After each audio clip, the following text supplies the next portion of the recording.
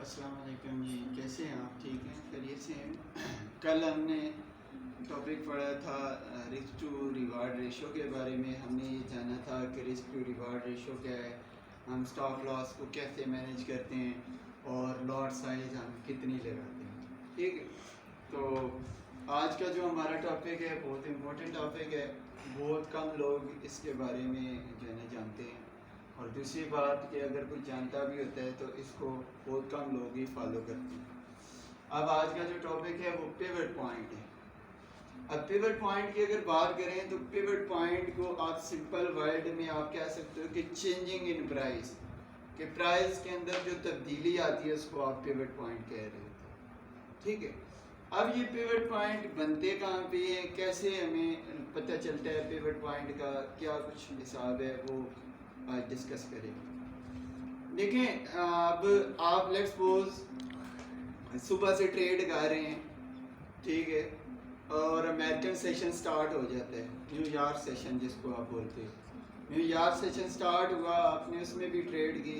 अब जब New York session and होने वाला होगा ना, एंड होगा, ठीक है, एंड होने से पहले पहले बहुत सी डिफरेंट वेबसाइट होती हैं जिनमें ये पिवट पॉइंट अवेलेबल होते हैं, जैसे डेली एफएक्स है, उसके अलावा और एक दो investing.com है, उनमें भी, और इसके अलावा ब्रोकर भी हमें डेली बेसिस पे न्यूयॉर्क सेशन के एंड होने के बाद हमें पिवट पॉइंट दे देते हैं। अब इन पिवट पॉइंट का मकसद क्या होता है, हमें कैसे पता चलेगा, हम इस पिवट पॉइंट को कैसे यूज में ला सकते हैं। देखिए, पिवट पॉइंट की अगर बात करें तो ब्रोकर हमें रोजाना की बेस पे पिवट पॉइंट दे देते हैं। वो पिवट पॉइंट मतलब एक प्राइस होती है कि लेट्स सपोज आपके पास कोई भी चार्ट था, जैसे यूरो यूएसडी या जीबीपी यूएसडी का कर लें, जीबीपी यूएसडी का चार्ट है या कोई भी इंडेक्स चार्ट है, जिसकी प्राइस जो है ना वो आपको जो ब्रोकर देगा पिवट पॉइंट, वो आपको इस तरह का 1.24, ये मैंने अपनी एक एग्जांपल के तौर पर अज्यूम किया हुआ है, वो पिवट पॉइंट आपको देता है 1.2420, ये पिवट पॉइंट उसने दे दिया। अब उसमें वो क्या करेगा, जब वो पिवट पॉइंट देगा एक स्पेसिफिक प्राइस, तो साथ तीन तरह की रेजिस्टेंस दे देगा और तीन तरह की सपोर्ट दे देगा। अब मैंने आपको बताया रेजिस्टेंस जो होता है वो ऊपर वाला पॉइंट होता है, और जो सपोर्ट होता है वो नीचे वाली पॉइंट होता है। ठीक है, अब ये जो पिवट पॉइंट इसने लेट्स सपोज 1.2420 का दिया, ये पिवट पॉइंट इसने दे दिया। अब जब आप देखोगे तो जो प्राइस होती है अगले दिन की अगर बात करें, अगले दिन जो प्राइस मूव करेगी वो इसी पिवट पॉइंट के ऊपर नीचे मूव कर रही होगी। बात समझ आई है? लेट्स सपोज आपका 1.2420 ये पिवट पॉइंट था, ठीक है, जो प्राइस होगी अगर अप ट्रेंड में है तो इसके ऊपर मूव कर रही होगी, अगर डाउन ट्रेंड है तो इसके नीचे, यानी इस प्राइस के नीचे अगर हो तो हम कह रहे होते हैं कि ये डाउन ट्रेंड है, अगर इस प्राइस के ऊपर अगर मूव कर रही है तो हम कह रहे होते हैं कि ये अप ट्रेंड है। अब हम बात करने का मकसद है कि देखें, हमें तीन तरह की रेजिस्टेंस और तीन तरह की सपोर्ट देते हैं। लेट्स सपोज आपके पास ट्रेंड जो था वो अप ट्रेंड था, बुलिश ट्रेंड था। अब पिवट पॉइंट हमें ये कहता है कि जब प्राइस ऊपर जाती है, लेट्स सपोज उसने प्राइस ये दे दी थी, कोई भी प्राइस दे सकता है, ये ब्रोकर के ऊपर डिपेंड करता है या आपका जो करेंसी पेयर होता है उसके ऊपर डिपेंड करता है कि आपका करेंसी पेयर कौन सा है, उसकी वैल्यू कौन सी है। ठीक है, वो तीन तरह की रेजिस्टेंस आपको देगा, तीन तरह की सपोर्ट आपको दे देगा। ठीक है, अब ये पिवट पॉइंट हमें ये कहता है कि जब प्राइस जो है ना, पहली resistance let's suppose bullish trend था, ठीक है, अब ये पिवट पॉइंट हमें कहता है कि जब यही प्राइस जो 1.2420 से ऊपर थी, ये प्राइस जब 1.2995 तक पहुंचेगी तो हमें पिवट पॉइंट कहता है कि रेजिस्टेंस R1 से वापस टकरा के दोबारा पिवट पॉइंट की तरफ आएगी। यानी कि आप इमेजिन कर लें, ये इसका पिवट पॉइंट था, ये इसकी रेजिस्टेंस थी। ठीक है, हमें ये कहते हैं पिवट पॉइंट कि ये जो पिवट पॉइंट है अगर प्राइस ऊपर जा रही है तो पहली रेजिस्टेंस से टकरा कर वापस आएगी, दोबारा पिवट पॉइंट की तरफ आने की कोशिश करेगी। अगर लेट्स सपोज वो R1 को क्रॉस कर जाती है, यानी 1.2995 से जो है ना वो टकरा कर वापस नहीं आती, तो आप जो है ना फिर पक्का कंफर्म है कि जो प्राइस है वो 1.2767 तक जाएगी, दूसरी रेजिस्टेंस तक जाएगी। अगर दूसरी रेजिस्टेंस को भी वो क्रॉस कर जाती है, इसका मतलब ये फिर तीसरी रेजिस्टेंस को आएगी। यानी कहने का मतलब है कि ये जो R1, R2, R3 ये जो रेजिस्टेंस पॉइंट आपके पास हैं, अगर प्राइस इन तीनों पॉइंट्स को, ये जो तीन रेजिस्टेंस है, इन तीनों में से किसी एक में भी टकरा कर वापस आएगी प्राइस, वापस पिवट पॉइंट की तरफ, तो ये बेहतरीन ऑप्शन होते हैं आपके पास सेल या बाई की एंट्री के लिए।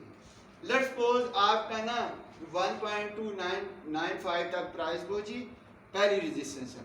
अब आपको ये लग रहा है वहां पे कोई रिवर्सल साइन आ गया कैंडल का या कुछ इस तरह, तो आप वहां पे डायरेक्ट जो है ना सेलिंग की जो है ना वो एंट्री लगा सकते हो, सेल की एंट्री। जब आप सेल की एंट्री लगाओगे तो आपके लिए मस्ट है कि आपने जो पिवट पॉइंट है वहां तक अपना टेक प्रॉफिट रख लेना, बात समझ आइए। और जो स्टॉप लॉस होगा वो जो R1 थी उससे थोड़ा सा ऊपर आपने रखना, यानी अगर प्राइस ऊपर जाए तो आपको इतना नुकसान ना हो। इसी तरह अगर हम बात करें R2 की, रेजिस्टेंस 2 की, तो इसका भी यही काम है जिस तरह इसका है। यानी अगर R1 से वापस नहीं आती पिवट पॉइंट की तरफ, इसका मतलब R2 की तरफ जाएगी प्राइस। जब R2 को टकरा कर वापस आएगी तो वो वापस जो है ना या R1 पे आएगी या फिर पिवट पॉइंट पे आएगी। ये आपने ना चेक करने के लिए आपको दो तरह के टेक प्रॉफिट लगाने होते हैं। यानी अगर R2 से वापस आ रही है प्राइस, वापस सेल की तरफ जा रही है, तो आपने एक टेक प्रॉफिट इधर रख लेना है, पहला टेक प्रॉफिट इधर। अगर आपको ये लगे कि ये जो है ना R1 को भी अब ब्रेक करके नीचे आ रहे, तो इसका मतलब अब प्राइस जो है ना दोबारा 1.2420 की तरफ जाएगी, बात समझ आइए। इसी तरह तीसरी रेजिस्टेंस की बात करें तो अगर मिसाल के तौर पर ये दोनों जो है ना क्रॉस करके चली जाती है प्राइस, फिर ये लाजमी है कि अब तीसरी रेजिस्टेंस को टकरा कर वापस प्राइस अपनी तरफ पिवट पॉइंट की तरफ आएगी, बात समझ आ रही है। इसी तरह अगर हम S1, S2 और S3 की बात करें, ये सपोर्ट लेवल होते हैं तीन तरह के। मैंने आपको कहा कि जो ब्रोकर या डिफरेंट वेबसाइट होती है उनमें हमें तीन तरह के रेजिस्टेंस मिलते हैं पिवट पॉइंट के साथ, और तीन तरह की सपोर्ट मिलती है। अब लेट्स सपोज ट्रेंड जो है वो आपकी जगह डाउन था, यानी प्राइस जो है 1.2420 से स्टार्ट हुई इस पिवट से और नीचे जाना शुरू हुई, तो इसका मतलब कि प्राइस जो है पहली सपोर्ट से टकरा कर वापस आएगी, यानी दोबारा वापस पिवट पॉइंट की तरफ आएगी। अगर पहली सपोर्ट को क्रॉस ओवर कर देती है, नीचे चली जाती है, ब्रेकआउट कर देती है, इसका मतलब ये दूसरी प्राइस से वापस मुड़ेगी। अगर दूसरी से भी नहीं मुड़ती, वो नीचे चली जाती है, तो इसका कंफर्म मतलब है कि तीसरी सपोर्ट से लाजमी प्राइस वापस आएगी। लेट्स सपोज तीसरी सपोर्ट से जो है ना वो प्राइस नीचे वापस मुड़ना शुरू हो गई है, तो इसका मतलब आप पहला टेक प्रॉफिट S2 पे रखोगे। अगर S2 को भी ब्रेक करके चली जाती है, फिर आपने टेक प्रॉफिट S1 पे लेना। S1 पे भी अगर वो उसको भी क्रॉस ओवर कर देती है, उसको भी ब्रेक आउट कर देती है, तो इसका मतलब अब जो इसका फाइनल पॉइंट होगा 1.2420, बात समझ आ रही है। ये सेल और बाय की एंट्री के लिए बेस्ट ऑप्शन है। पिवट पॉइंट को अगर आप अच्छे से समझ के लगाएं तो मेरा नहीं ख्याल कि आपको किसी ना किसी इंडिकेटर की ज़रूरत पड़ेगी, ना कोई आपको मूविंग एवरेज वगैरह कुछ भी, आपको प्राइस एक्शन की भी देखने की ज़रूरत नहीं है। सिर्फ आप पिवट पॉइंट को भी अगर आप फॉलो करते हो तो इसको फॉलो करने का तरीका ये है कि पहले आप डेमो पे प्रैक्टिस करें। जब आप डेमो पे कंफर्म हो जाए कि पिवट पॉइंट वाकई काम करती है, तो आप उन पिवट पॉइंट को फॉलो करके अपनी ट्रेड लगा सकते हैं, बात समझ आइए। तो आज के इस टॉपिक में हमने पढ़ा कि प्राइस कैसे चेंज होती है, पिवट पॉइंट के ऊपर नीचे जो है ना प्राइस मूव करती रहती है, और ये पिवट पॉइंट हमें अमेरिकन सेशन के क्लोज होने के बाद मिलते हैं। ये हमें ब्रोकर भी डेली बेसिस पे दे रहे होते हैं, दूसरा कुछ डिफरेंट वेबसाइट है वो भी हमें दे रही होती है, ठीक है। मैंने आपको बताया कि जो प्राइस की बाई और सेल की एंट्री होती है, अगर लेट्स सपोज आपने सेल की एंट्री लगानी है तो आप R1 के वापस R1 से प्राइस को वापस आने का वेट करें। अगर वो वापस आती है फिर आप सेल की एंट्री लगाएं। इसी तरह R2 की बात करें तो R2 से भी अगर वापस आना शुरू होती है तब आप सेल की ट्रेड लगाएं। इसी तरह R3 की बात करें, R3 में भी सेम होगी। इसी तरह अगर हम S1, स्पोर्ट 1 और स्पोर्ट 2, स्पोर्ट 3 की अगर बात करें तो प्राइस अगर इन तीनों लेवल में से वापस आने की कोशिश करती है तब जाकर आप बाई की ट्रेड करें।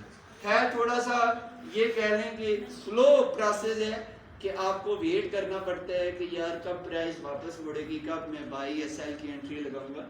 लेकिन ये जो पिवट पॉइंट है इसमें लॉस होने के चांसेस बहुत कम है, बहुत ही कम आप कह लें कि समझने ना होने के बराबर है अगर आप इसको प्रॉपर तरीके से फॉलो करते हैं। बात समझ आइए जी।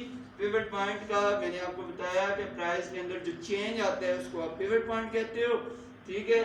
पिवट पॉइंट हमें डेली बेसिस पे ब्रोकर या डिफरेंट वेबसाइट हमें प्रोवाइड करती है। पिवट पॉइंट एक प्राइस होती है, उस प्राइस के ऊपर नीचे जो हमारी एक्चुअल ट्रेडिंग जो प्राइस होती है, जो करेंसी की प्राइस होती है, वो उसके ऊपर नीचे मूव कर रही है। बात समझ आइए। अगर वो ऊपर की तरफ है, पिवट पॉइंट के ऊपर की तरफ, तो इसका मतलब कि ट्रेंड जो है वो अप ट्रेंड है। अगर ये पिवट पॉइंट के नीचे है तो इसका मतलब डाउन ट्रेंड है। तो मैंने आपको बताया ये तीन जो रेजिस्टेंस है, इन तीनों रेजिस्टेंस में से किसी एक रेजिस्टेंस के साथ टकराने के बाद वापस प्राइस डाउन होना शुरू हो जाएगी। इसी तरह स्पोर्ट की अगर बात करें तो स्पोर्ट में इसके उल्ट होगा।